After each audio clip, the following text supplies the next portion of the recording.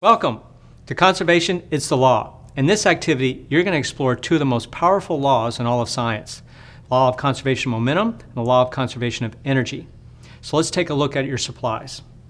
First, make sure you have the activity guide, and it has data tables and questions for you to record your observations. Now you have a piece of track that you need to support on one end using some books or a wall. Make sure you tape your track down so it's nice and stable. You're going to need 7 marbles, all of equal mass and size. Then you're going to need to measure out your release heights for the marbles. Notice we have 5, 10, 15 centimeters.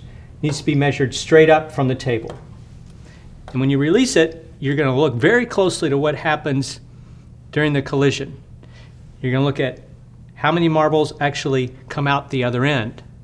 So if I have 1 marble that's colliding in front, how many marbles are going to take off at this end? Then you'll increase it to 2 marbles, 3 marbles, and 4 marbles, each at 5, 10, and 15 centimeters. Second thing you're going to look at in the next data table is the speed before the collision and after the collision of the marbles. So you can't really measure the speed, so we're just going to do qualitative observation. So for instance, a low speed would be, say, from 5 centimeters. There's your low speed. So that would be your incoming speed. What's going to be the outgoing speed of the marble or marbles that take off afterwards? Okay? Is it going to be slow, medium, or fast? So you're going to be studying a lot of collisions here. Have fun.